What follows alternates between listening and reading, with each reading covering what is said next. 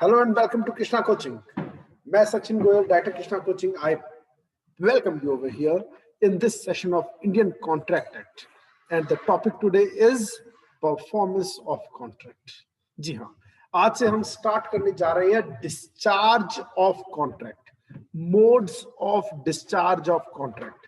और मोड्स में जो पहला और सबसे अच्छा मोड है वो है परफॉर्मेंस ऑफ कॉन्ट्रैक्ट, जो स्टार्ट हो जाता है section 37 of Indian contract act से.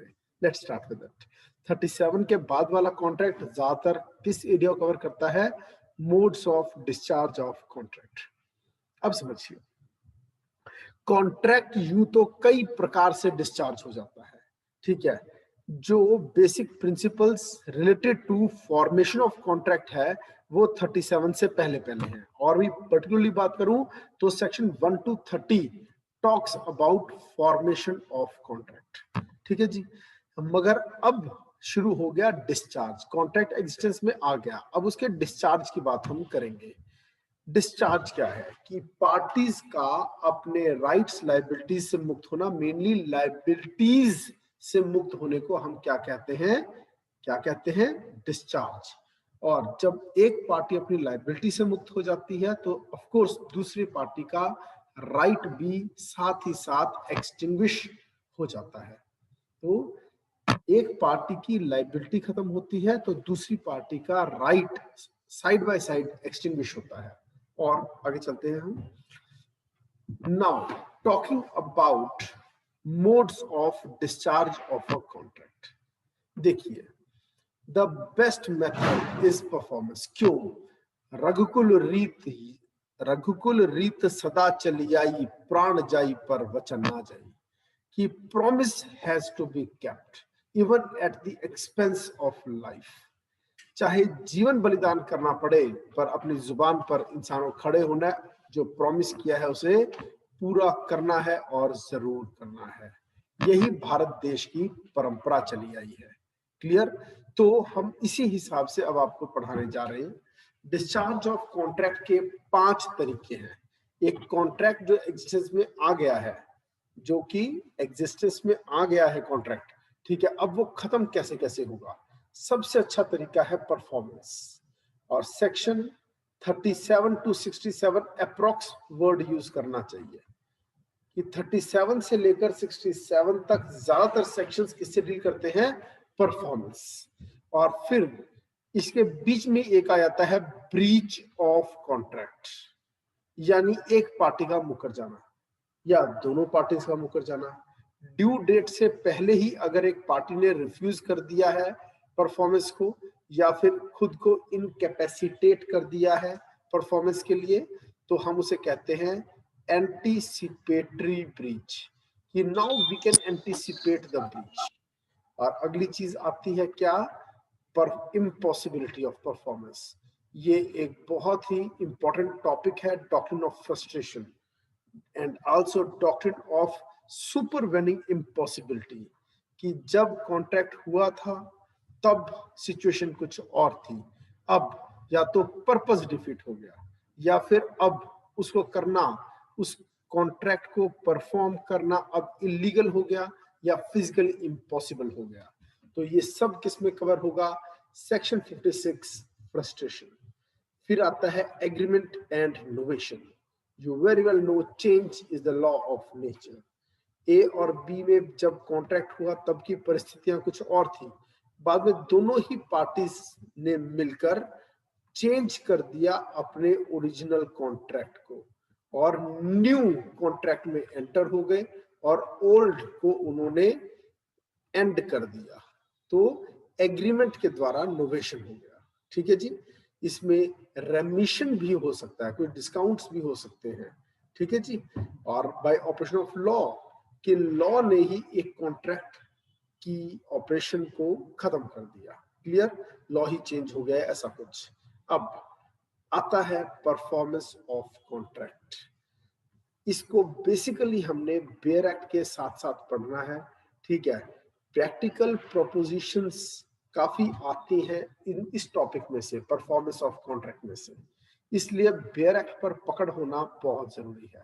तो मैं भी आपको जो पढ़ाऊंगा ये वो बेयर पॉइंट ऑफ व्यू से ज्यादा करना होगा।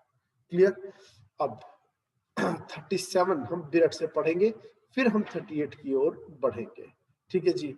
और 38 सेक्शन किससे बात करेगा, किसके बारे में बात करेगा? टेंडर ऑफ परफॉर्मेंस, कि आप ऑफर करते हैं दूसरी पार्टी को, I am ready to perform. पर पहले हम करेंगे सेक्शन 37। ये आपके सामने आ गया सेक्शन 37, देखिए इसको। I hope now you can see this. ठीक है जी।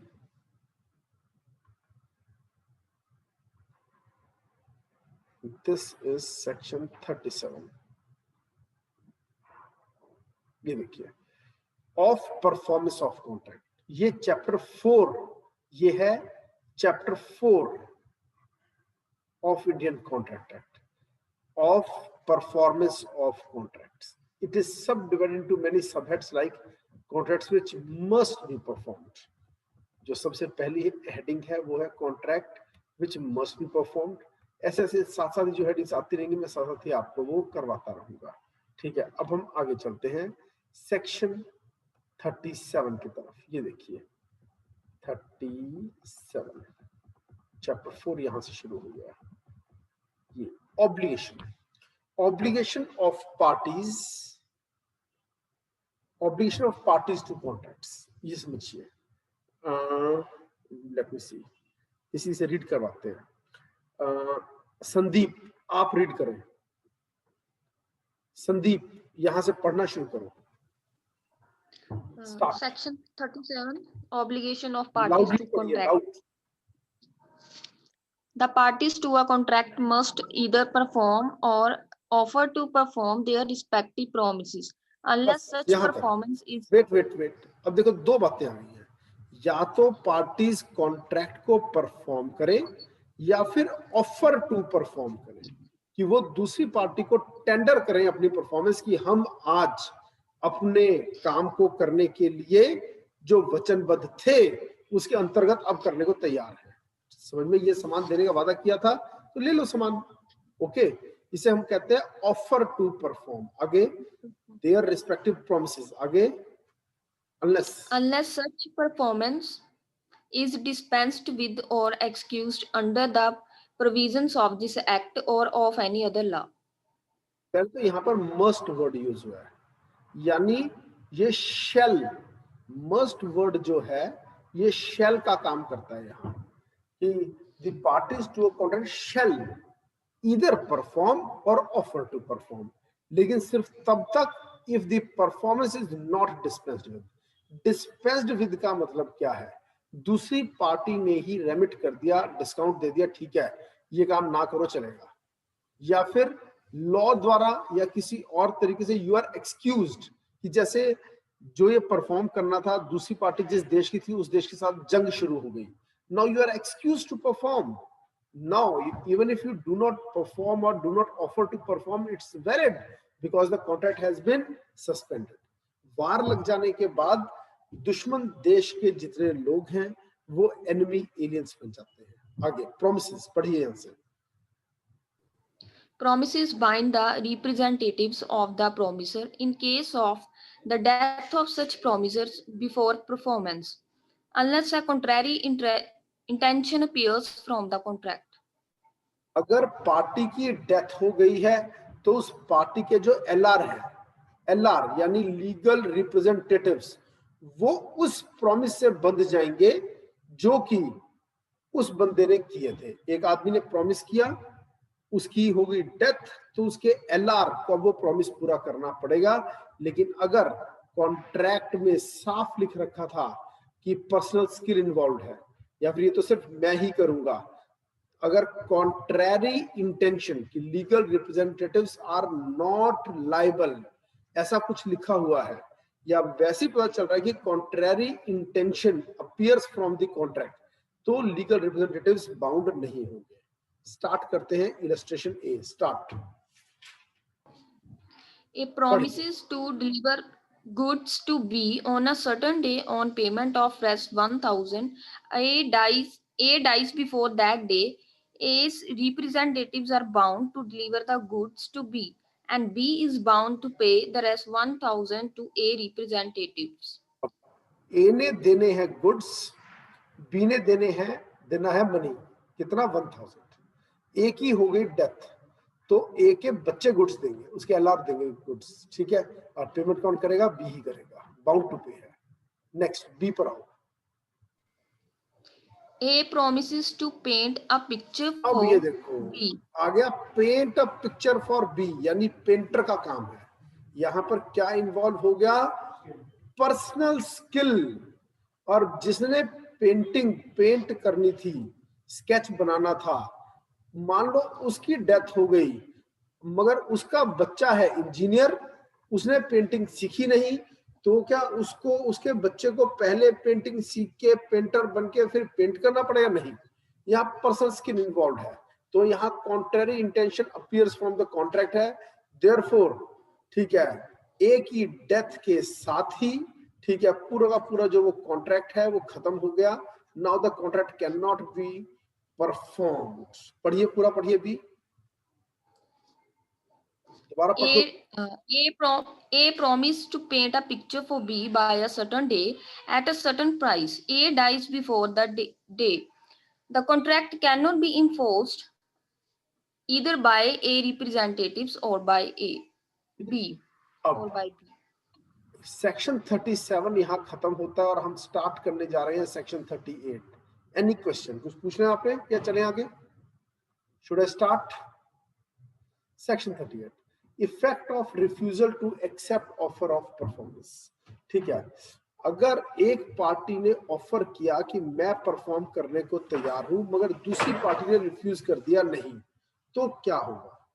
ए और बी के बीच में कॉन्ट्रैक्ट हुआ और बी ने तय डेट पर ए के पास पहुंच के कह दिया जो गुड्स मैंने आपको देने थे मैं लेकर आया हूं, आप रख लीजिए, मगर ए कहता नहीं, मैं इन गुड्स को नहीं रखूंगा, तो क्या रूल्स अप्लाई होंगे?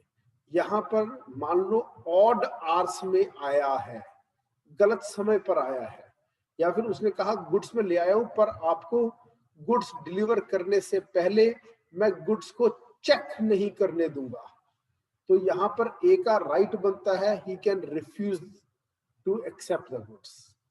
जिस क्वालिटी और जिस क्वांटिटी का सौदा हुआ था, उस क्वालिटी और उस क्वांटिटी को चेक करने का ए का राइट बनता है। क्लियर? आजकल इस पॉइंट पर बहुत स्कैम हो रहे हैं। ठीक है, मेरी एक स्टूडेंट ने जब अपनी एक ड्रेस ऑर्डर की और ₹900 की पेमेंट की गूगल पे के द्वारा, तो एक डिलीवरी बॉय आया और एक पैक देकर चला गया। उस लड़की ने कहा मैं इस पैक को खोल के देखना चाहती हूँ।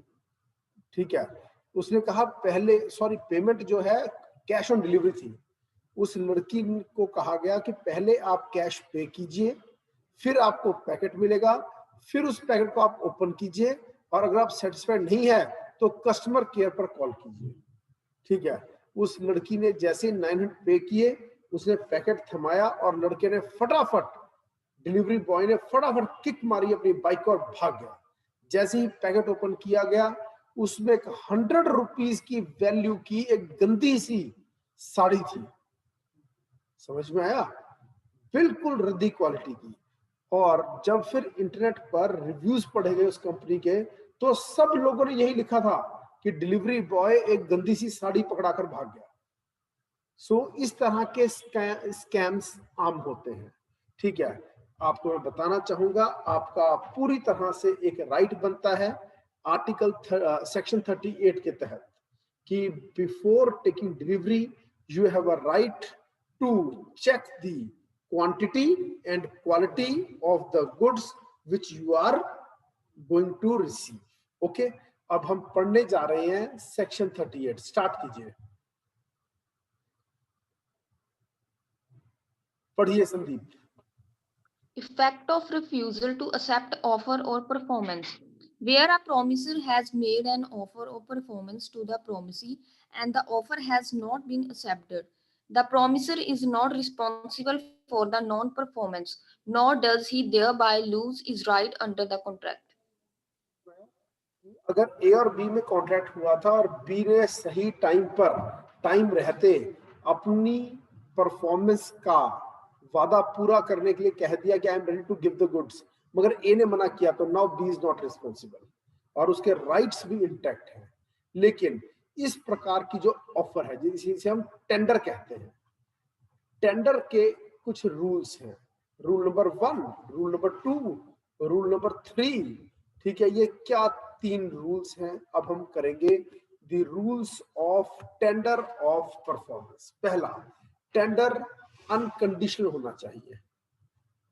अगर वो कंडीशन लगा देता है, ठीक है, कि मैं आज अपने गुड्स आपको देने को तैयार हूं, बस कंडीशन मेरी ये है कि तुम्हें मेरे घर आना होगा सामान लेने। हालांकि सौदा ये हुआ था कि मैं तुम्हारे घर में माल देके जाऊंगा, पर अब मैं कह रहा हूं कि मैं तुम्हारी शक्ल नहीं देखना चाहता, तुम अपने ताऊ जी को भेजो माल ले जाए।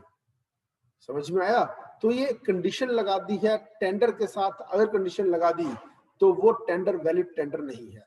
Your tender has to be unconditional. अगर वो ये कहता है पहले पैसे दो मैं फिर माल दूंगा, ठीक है, एक हाथ ले नहीं कह रहा, वो कहता है सुबह पैसे दो तो शाम को तुम्हें माल पहुंच जाऊंगा, ठीक है, तो ये भी उसे कंडीशन लगा दी। टेंडर टेंडर का अनकंडीशनल होना जरूरी है। अब आ जाए 2 पर, स्टार्ट।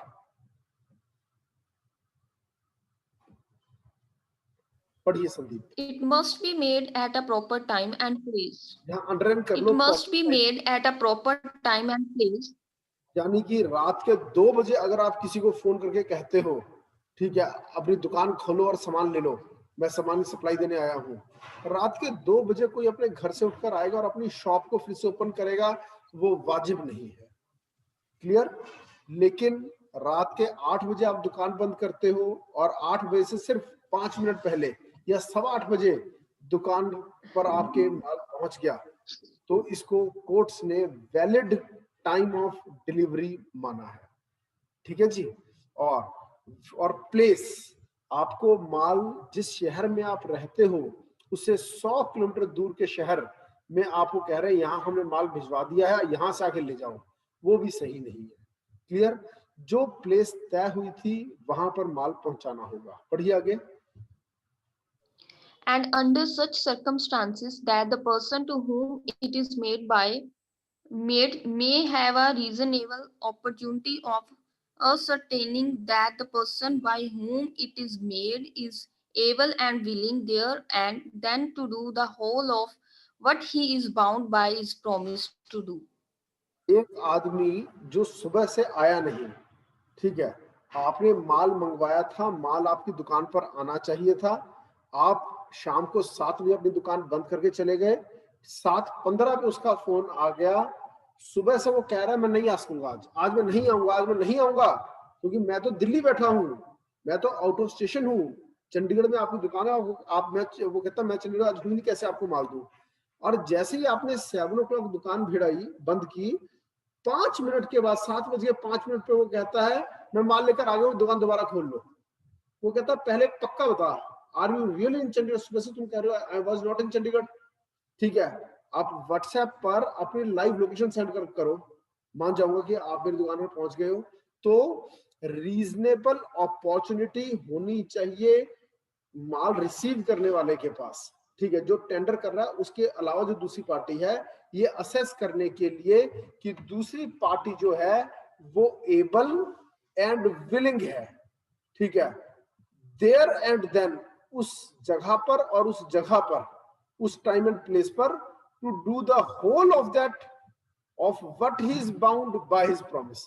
आप ये भी कह सकते हो सकता है तुम वहां पहुंच गए हो, मुझे माल की फोटो खींचकर व्हाट्सएप करो, मैं नहीं मानता कि तुम माल लेकर आए हो, मुझे विश्वास नहीं हो रहा तुम पर। समझ में आया? तो तुम्हारे लिए, क्योंकि मैं अपनी फैमिली के साथ घर से बाहर निकला हूं, अब सारे प्रोग्राम को खत्म करके आऊं, बाबू तुम कहो पूरा माल नहीं लाया, बस उसका 10% लाया हूं, वो रिसीव कर लो, सॉरी, मैं आपके लिए अपनी पार्टी कैंसिल नहीं करूंगा। समझ में आया? तो सही टाइम पर आए, सही प्लेस पर आए और रीजनेबल अपॉर्चुनिटी दे, ये असरटेन करने के लिए कि जो बंदा टेंडर कर रहा है वो एबल भी है, विलिंग भी है अपने उस पूरे के पूरे कॉन्ट्रैक्ट को परफॉर्म करने के लिए, जो कि करने के लिए वो बाध्य था, बाउंड था। अब आगे चल रहे हैं पॉइंट नंबर 3 पर, स्टार्ट। संदीप पढ़िए। If the offer is an offer to deliver anything to the promisee must have a reasonable opportunity of seeing that the thing offered is the thing which the promiser is bound by his promise to deliver. अगर वो कुछ माल खरीद बेच का सौदा है तो जिसको माल रिसीव करना है उसका ये अधिकार बनता है कि उसको मिले रीजनेबल अपॉर्चुनिटी देखने की कि ये वही चीज है जो ऑफर की गई थी उसको, ठीक है, उतनी ही क्वांटिटी और क्वालिटी दोनों देखने का अधिकार होता है. Next, an offer. An offer to one of several joint promises has the same legal consequences as an offer to all of them. अगर ए, बी और सी ने मिलकर एज ज्वाइंट प्रोमिसेस एक्स के साथ कॉन्ट्रैक्ट किया था और एक्स ने ए को फोन करके कहा I am ready to perform, ठीक है, इसका मतलब ये निकाला जाएगा कि उसने ए को भी कह दिया, बी को भी कह दिया, सी को भी कह दिया, क्योंकि यहां पर principal and agent relationship establish हो गया है एबीसी में. एबीसी पार्टनर्स की तरह है. every of the partners, each and every partner is like a principal as well as an agent for others. Next, चलिए आगे. illustration A contract to deliver to B at its warehouse on the 1st March 1873 100 bales of cotton of a particular quality. In order to make an offer of a performance with the effect stated in this section, A must bring the cotton to B's warehouse on the appointed day under such circumstances that the B may have a reasonable opportunity of satisfying himself that the thing offered is cotton of the quality contracted for and that there are 100 bales. एक तो quality और quantity दोनों को check करने का मौका मिलना चाहिए बी को, क्योंकि ए ने कॉटन की बेल्स 100 बेल्स देने का वादा किया था बी के वेयर हाउस पर. तो कब देनी थी? ये हो गया टाइम, ये हो गया प्लेस, टाइम एंड प्लेस. तो उसी टाइम और उतने ही बेल्स और उतनी ही क्वांटिटी की कॉटन, उसी क्वालिटी की कॉटन लेकर उसको वहां पहुंचना होगा, ठीक है जी. A must bring the cotton to B's warehouse on the appointed day under such circumstances कि बी को मौका मिले क्वालिटी और क्वांटिटी चेक करने का. इसे कहते हैं टेंडर ऑफ परफॉर्मेंस. 37 और 38 ये दो सेक्शंस हैं जो कि डील करते हैं किसे? Tender of performance. अब हम इसको डिटेल में करते हैं. देखिए, the promisor must offer to perform his obligation under the contract and the offer is called tender of performance. इस ऑफर करना कि हाँ हम परफॉर्म करने को तैयारी से हम टेंडर ऑफ परफॉर्मेंस कहते हैं, ठीक है जी. और सेक्शन 38 ये कहता है ये टेंडर अनकंडीशनल होना चाहिए, प्रॉपर टाइम एंड प्लेस पर होना चाहिए, ठीक है. और एक केस हुआ स्टार्टअप वर्सेस मैकडॉनल्ड्स. इसमें क्या हुआ? Defendant bought of the plaintiff 10 tons of linseed oil to be delivered with the last 14 days of the month of March. ठीक है. प्लेंटिफ ने रात के 9 बजे माल पहुंचाया. Plaintiff tendered on the last of 14 दिन के अंदर माल पहुंचाना था. तो 14th डे माल लेकर पहुंच गया, वो भी रात को 9 बजे, ठीक है. डिफेंडेंट ने कहा इतनी लेट में माल एक्सेप्ट नहीं कर सकता बिकॉज ऑफ लेटनेस ऑफ आवर, ठीक है. मगर जूरी ने कहा ये ब्रीच है, क्योंकि अगर किसी कारणों से लेट हो गया है, इतना भी लेट नहीं है. Though the hour was unreasonable, yet there was time for the defendant to have taken in and weighed the goods before midnight. रात के 12 से पहले माल डिलीवरी हो सकती थी, उसने जानबूझ के नहीं ली, इससे इसको ब्रीच माना जाएगा. इफ द टेंडरर, अब ये फैक्ट्स, अब ये हर केस के फैक्ट्स एंड सर्कमस्टांसेस से कोर्ट्स असेस करेंगे. सर्कमस्टांसेस से कोर्ट्स असेस करेगी कि ये लेटनेस ऑफ आर कितना है, ठीक है, और क्या रीजनेबल है या नहीं है। If the tender has to deliver something to the promisee, तो दूसरे बंदे को जिसे माल रिसीव करना है वो देखे कि क्वालिटी और क्वांटिटी वही है। और सेवरल जॉइंट प्रोमिसेस में से किसी एक को भी आपने ऑफर कर दिया, यानी सबको ऑफर कर दिया। यहाँ पर खत्म होता है आपका सेक्शन 37 एंड 38। इसके बाद अगले सेशन में हम सेक्शन 40 करेंगे, 39 को नहीं करेंगे, क्योंकि 39 को हम किस टॉपिक के साथ जोड़कर करते हैं, ठीक है।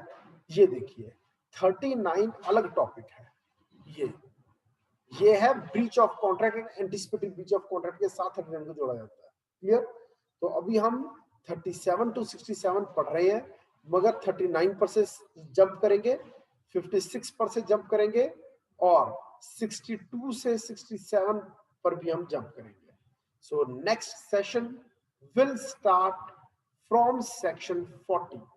ओके, मैं इसके साथ ही अपने इस सेशन को यहां एंड करता हूं।